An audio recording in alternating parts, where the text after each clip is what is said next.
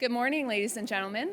I'm Commander Laura Steger, Public Affairs Officer for Naval Information Forces, and it's my pleasure to welcome you all to the second day of the Information Warfare Pavilion at West.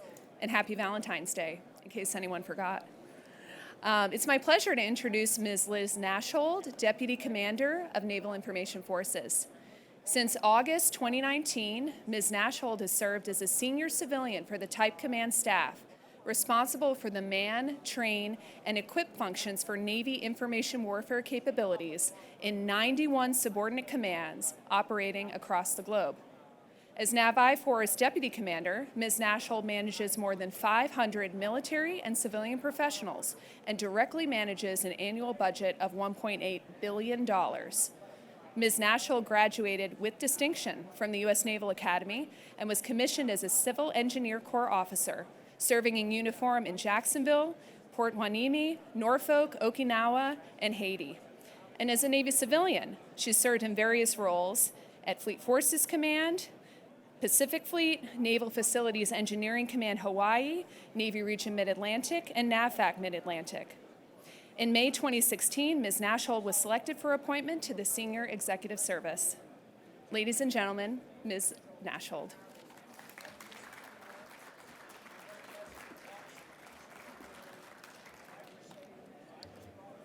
All right. Good morning, everybody. It's a great day to be here in San Diego. And I first want to thank AFCEA International and the U.S. Naval Institute for this amazing event. This is actually my first West, and it seems like it takes years to prep, and it's we do it every year, so it's at least been, it's almost like when you finish one, you have to start planning for the other. I wanted to take a minute, though, to talk about our IW Pavilion, which is right behind us.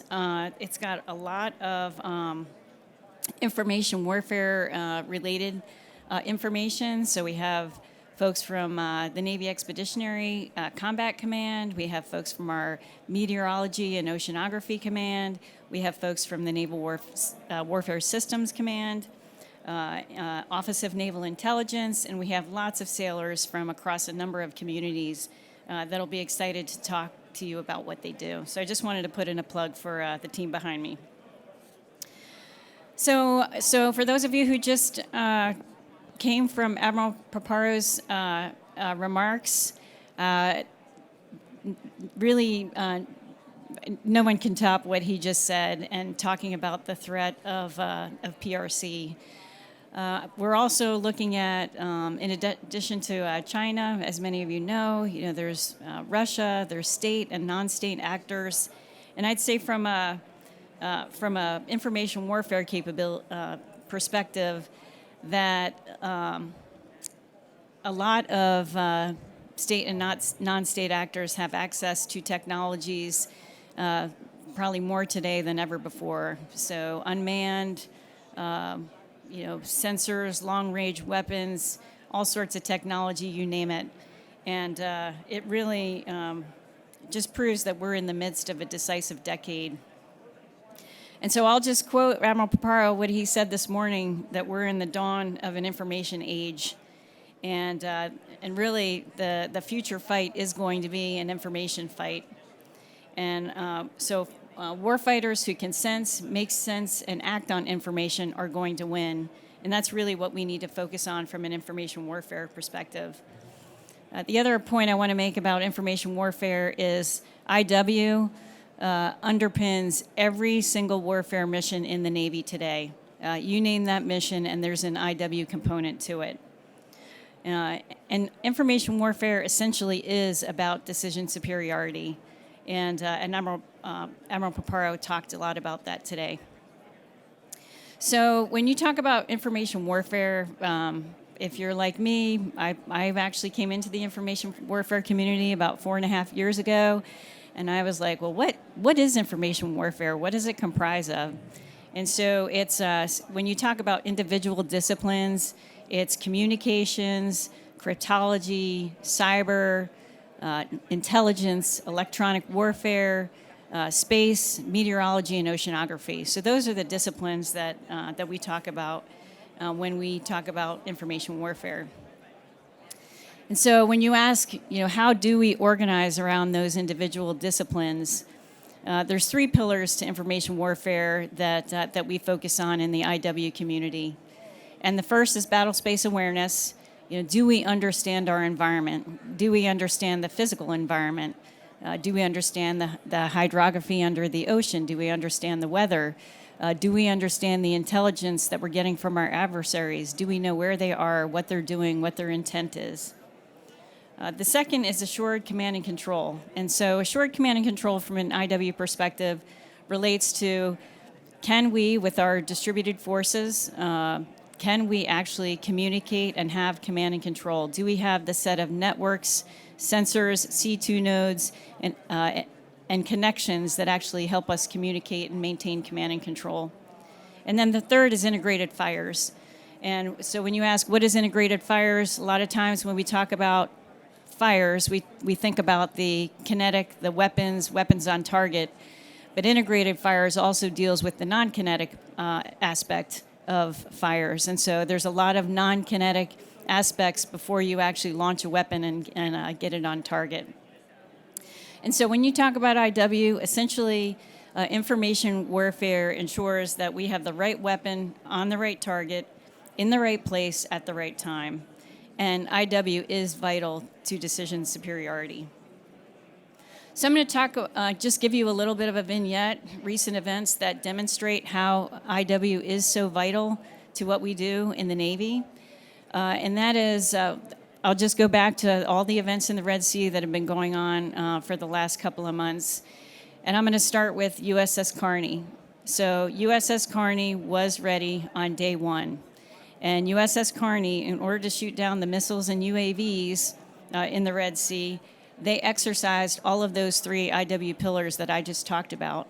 So for battle space awareness, they had sources of intelligence that were listening to Houthi rhetoric about what was happening, what they were intending, and when they were going to do it. We had sensors related to battle space awareness that actually detected the launch of the missiles and the UAVs. Then from assured command and control perspective, we had the commander authorized release of the weapons to engage the target. That was all enabled by C2. We had all the communications in place. The entire strike group knew what was going on, and that's because of assured command and control. And then for integrated fires, we did use non-kinetic effects from an information warfare perspective to aid in the launch of the kinetic weapons to support the response.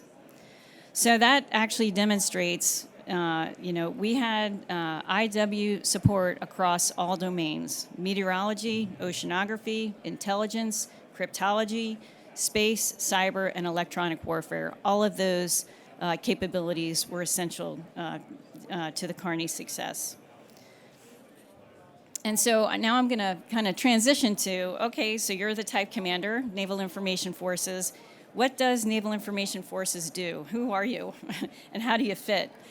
So we're the newest Type Commander. We've been in existence since 2014. And I will say, even in the 4 years that I've been at NAVIFOR, we have evolved rapidly to keep up with, I'd say, the dizzying pace of information warfare.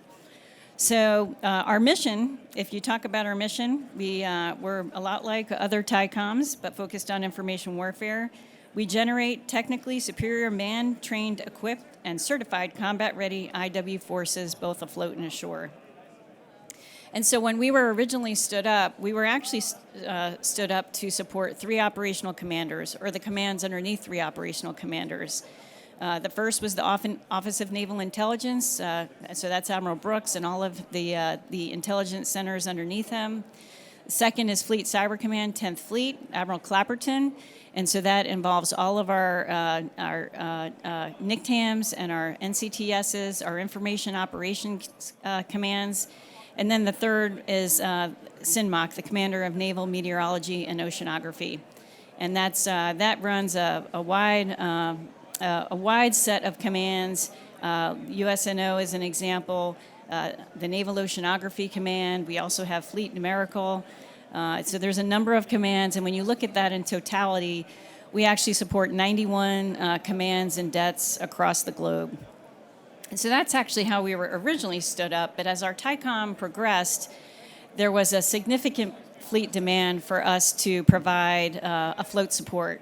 And so we branched out, and we primarily support our surface TICOM brethren or the strike groups in afloat support. So a few years ago, we stood up the information warfare commanders on carrier strike groups and in our amphibious ready groups.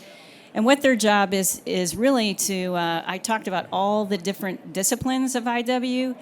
They're bringing all of those disciplines together on the strike group or the ARG to achieve battle space awareness, assured C2, and integrated fires. So their job is really to bring it all together so they can actually provide the strike group commander additional decision space in information warfare.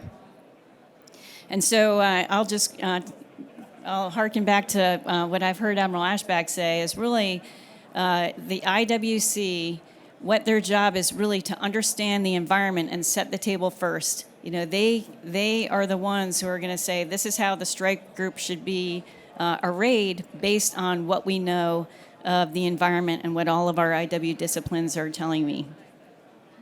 The other area that we support is direct support. So we have teams that go aboard the carrier strike groups and the ARGs to provide support in METOC and in intel and cryptology, to name a few. And so from a TICOM perspective, we are really maturing how we support the IWCs and those direct support teams afloat.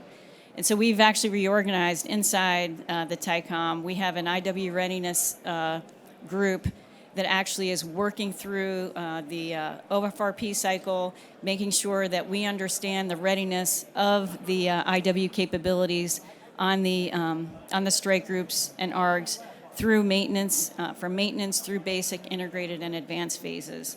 And so we're really maturing in that regard as well. So the other, I guess I'll talk about a couple of priorities that Admiral Ashback has and that we've been working on in the TICOM, and we seem to be getting more and more priorities every day. The first is IW and LVC. And IW and LVC has been information warfare in the live, virtual, and constructive environment. That has been Admiral Ashback's #1 priority since she arrived at the TICOM almost 3 years ago. And why LVC is important for IW is based on the information warfare capabilities that we bring. There is a lot that we actually can't reveal in a training environment. And so, so we don't have the opportunity in information warfare to practice those capabilities. The second is we actually may not have the authorities, the electromagnetic spectrum authorities that we need to actually operate and train to become proficient in those capabilities. And so, IW is very important. We've been working on it for the last couple of years. What we're really looking to do is, once we get into the environment, our IW sailors can run all of our IW capabilities concurrently, and they can actually innovate and iterate and practice over and over again and really see what we can bring to the fight and become proficient in those capabilities. The other thing we need to do is we need to be able to measure. Data is always good. And so from an individual performance perspective and a team performance perspective, and being able to measure individual performance relative to one another and also team performance in relative to one another, and actually improve all the TTPs that are needed to support our IW capabilities. And so, so we're really looking forward to that. We actually have a team we're working with NAVIFOR to bring those to bring IW into LVC, and we're looking for some of the initial capabilities to happen next year. The second item I want to talk about is our cyber mission force readiness.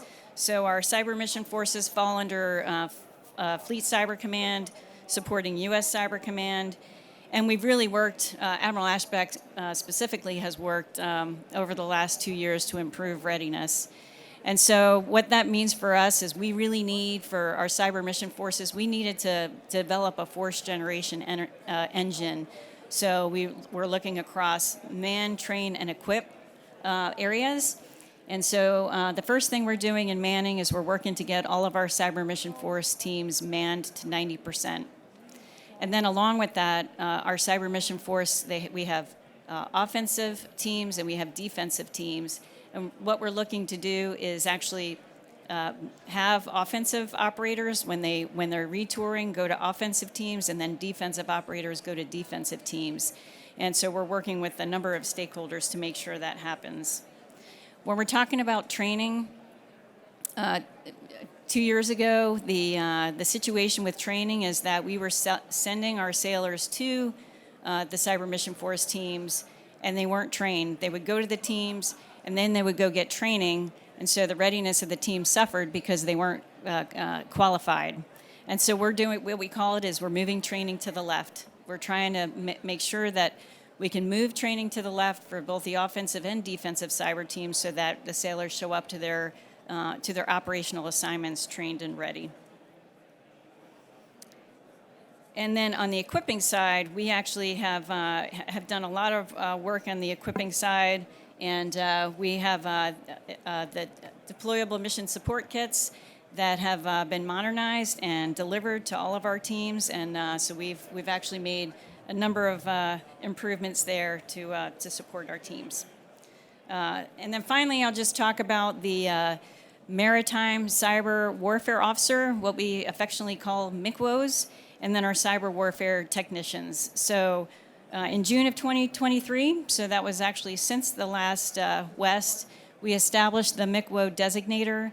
In November or October, we actually had 115 selectees to lateral transfer into the MICWO designator. And then we also had 18 new accessions from both Naval Academy, ROTC, and also OCS. And then we also, the cyber warfare technician, we stood that rating up. That was really our CTN, Cryptologic Technician Network. That was actually a rating that was already in existence. And because most of those folks, or most of that work was cyber work, we just transitioned that into the CWT rating. And so for the MICWO, we're actually going to look to do more lateral transfers in addition on the regular lateral transfer cycle. Another thing I want to talk about is our information warfare enterprise. When you talk about information warfare and the things that the TICOM and all stakeholders support, to put our operators forward and be proficient, none of us can do what we need to do alone. So we established the enterprise a few years ago, and that our enterprise includes our resource sponsor, N2N6, Naval Information Forces, members from all the operational commanders that we support.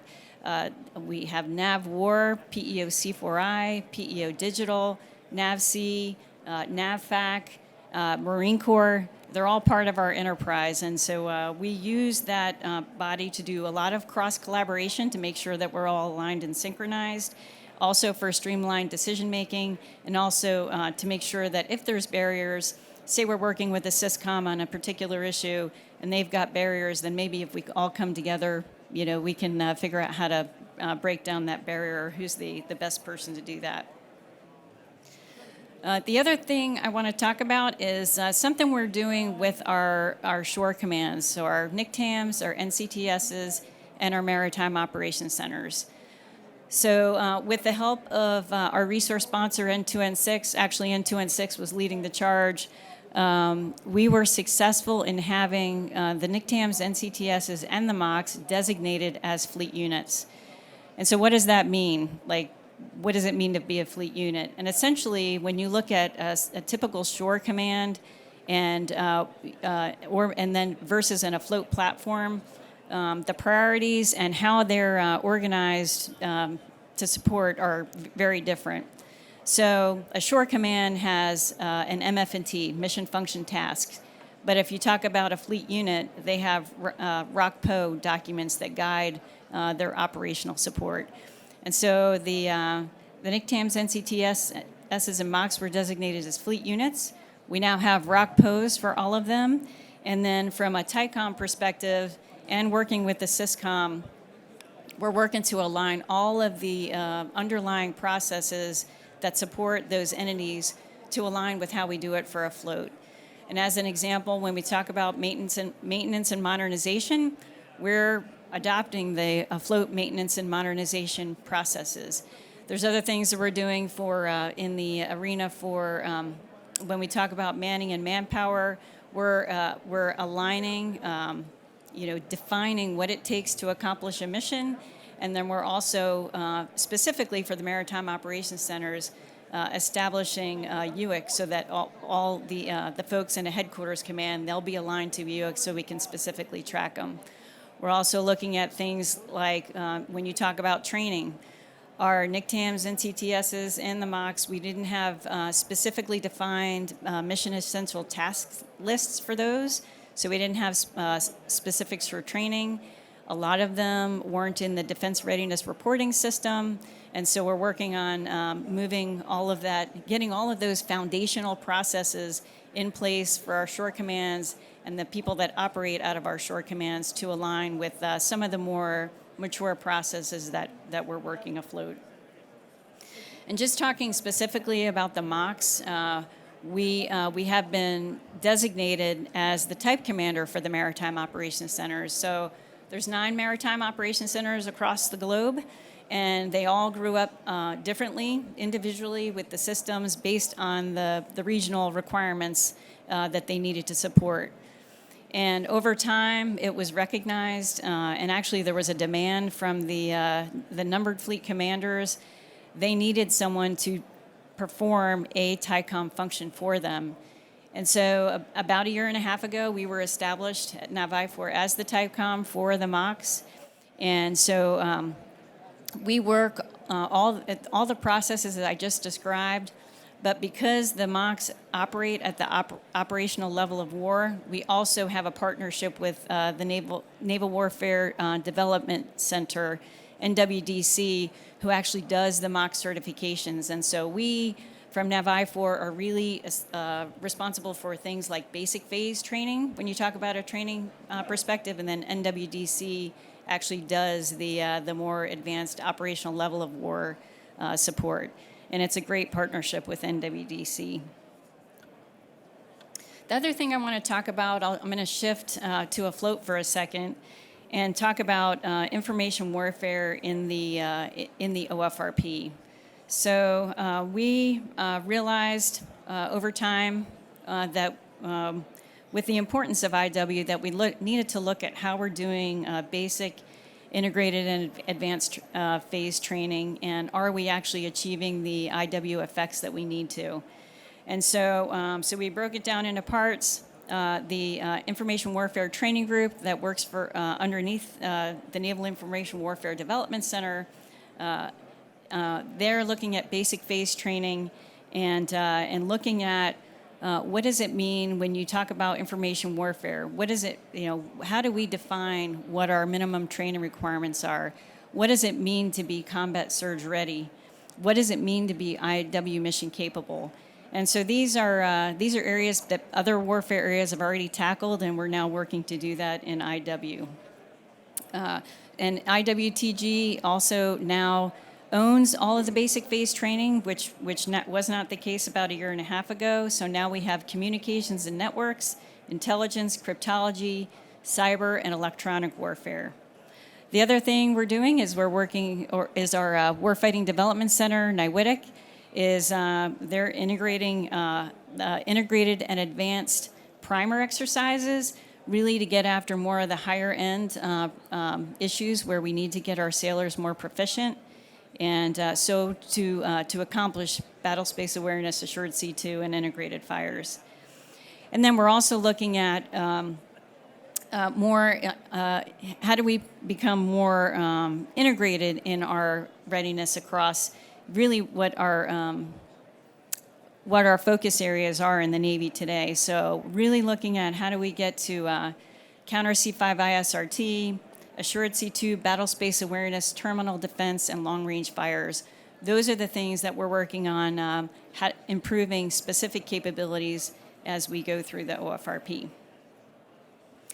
Just wanted to highlight, you may have heard, actually CNO talked about it yesterday morning, Overmatch, which is really the Navy's effort to connect platforms, weapons, and sensors in a naval operational architecture to enhance DMO. What we're doing on the TICOM side is looking at the training piece of that. And so there's a lot of SysCom work going on with respect to Overmatch. But when you talk about Overmatch delivery to the fleet, what we've done is we've stepped in as a type commander. We're working across all the other type commanders. We're working across all the other warfighting development centers, CSG4 and CSG15, to really integrate Overmatch into the OFRP on the fleet side. And so a lot of focus on training. And the only thing I'll say about that is it's actually, we have had to think about training differently. Like when we're delivering capabilities quickly to the fleet, our standard processes don't work as well. And so, so we're doing a lot of learning through that journey. Okay, so just want to talk about, I'm going to switch to industry and talk about what do we need from industry, you know, with all the things that we're doing from a TICOM perspective. And the first thing I want to talk about is training. So training has been a priority for Admiral Ashback, and you've heard a lot about it, you know, in the priorities that I talked about. But what we need to look at is, you know, what are some things that, rather than going, you know, from requirements development to resource sponsor to acquisition, you know, training delivery, schoolhouse training, maybe an NEC associated with it, we really need to look at ways that we can have point of presence training, you know, where, you know, meeting where the sailors, where they are. So, you know, training that goes beyond the basics to ensure that they're proficient. Do we have videos? Do we have representations in the cloud that our sailors can actually practice and both operations and maintenance? We just need to think about it differently. And you know, in addition to brick and mortar, which we need, but also what are the things that we can do kind of closer to the sailor at the point of presence. We also need software solutions, vice hardware. Hardware installations, you know, we all know that when you talk about installation of hardware on a ship or a carrier, you need a window of opportunity or you need a maintenance availability. And software solutions are much more preferable because you don't have to wait years for some of those things to happen. We also need tools that are out of SAP stow channels. We need some of our capabilities to be, you know, to have wider access to fleet users. And then also incorporation of AI and ML where appropriate to help us sense, make sense, and act more quickly. And then I'll just say as a final, you know, if I was going to say a few words, you know, solid, simple, fast, modular, intuitive, reliable, and ready. That's really what we need from industry. So I'll just have a few closing key points before I take questions. I took notes when Admiral Paparo was talking, and he said we are in the dawn of an information age, and from a TICOM perspective, we're seeing that every day. And IW capabilities are in demand more now than they've ever been, you know, they will augment and enrich our capability, which is what our Admiral Paparo mentioned a few minutes ago. IW is foundational to success, from peacetime to competition to crisis and conflict. It's integral to fleet and joint operations, and it plays a role in every warfare domain every day, and it's its own warfighting domain as well. And then our partnership with industry is key. Industry, academia, allies and partners, all of us working together is crucial to our success. And so I will close with a quote from Admiral Ashback, just in the spirit of you know, kind of how we operate every day at the TICOM. Our biggest challenge is keeping up with the pace of demand for IW capabilities and personnel. We have no spare capacity. And while this remains our biggest challenge, I sleep well at night knowing the caliber and talent at the 63,000 IW sailors and civilians around the globe is simply unmatched. Thank you. So, take your. Go ahead. All right, we're open up for questions. Just hang up your hands. Hi, Mark Pomerlo with Defense Scoop. I think yesterday you mentioned that you're taking some lessons in TTPs back from the operations in the Red Sea. Do you see this as kind of a short-term thing that you're addressing, or are you actually kind of taking some of these lessons and applying them forward as kind of an enduring challenge and maybe tweaking some of your concepts in TTPs going forward as more actors might want to take advantage of these types of capabilities? I'd say it's enduring, and the reason I say it's enduring is part of being able to do that is to make sure that we have the organization and governance to do it. And so I'm going to give another shout out to our Information Warfighting Development Center. They have really grown and expanded their capacity and capability to do that. And so yeah, it's more of an enduring function is that we actually have we have the governance in place to keep doing it, and having, once we get intelligence, feed it into our TTPs, see what the adversary is doing, see how we can counter it, and then just keep iterating on it. Next question.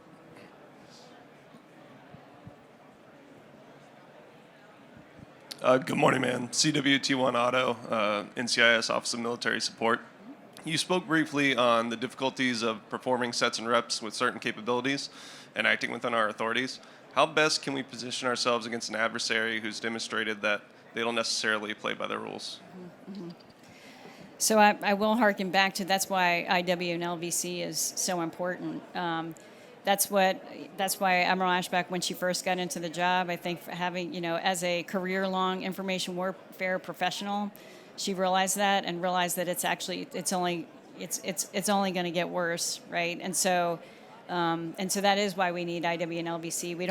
We don't want to reveal our capabilities, but we also don't want to be implementing those capabilities for the first time when we really need them.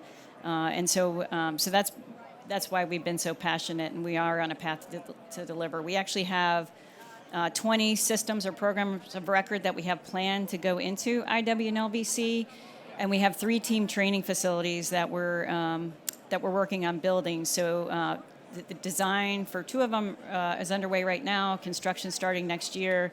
San Diego and Norfolk, and then Yokosuka will follow the year after. Anybody else?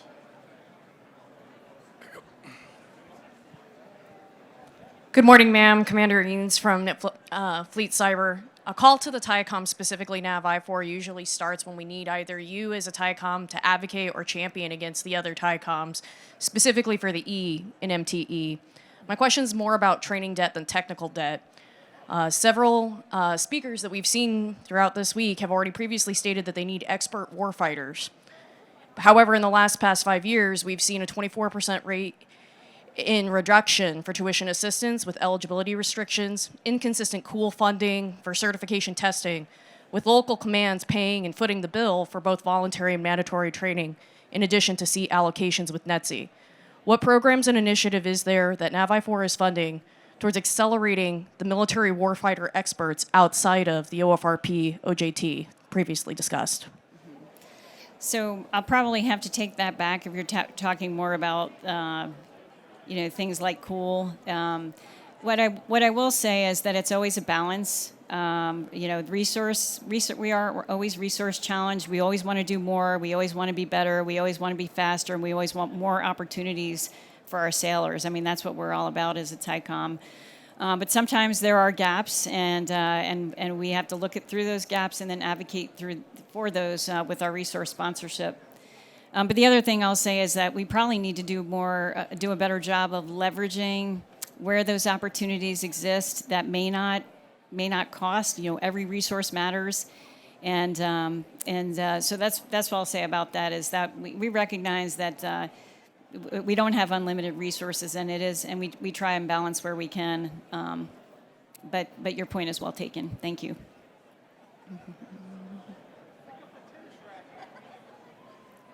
Anybody else? I'm gonna go ahead and ask you a question anyway. All those program of records. Can you comment on any of them that are any gaps that you see within that? Any that you can comment on? Or? I think we just have the cryptology and meteorology will be first. I don't think we see gaps. I think it has been a challenge looking at the classification and the classification we need to get IW and LVC into, or IW into LVC, is that sometimes the classification is higher, and I think that's probably been our biggest challenge and probably the one that the engineers are working on the hardest. Anybody else? All right. Thank you very much. Thank you.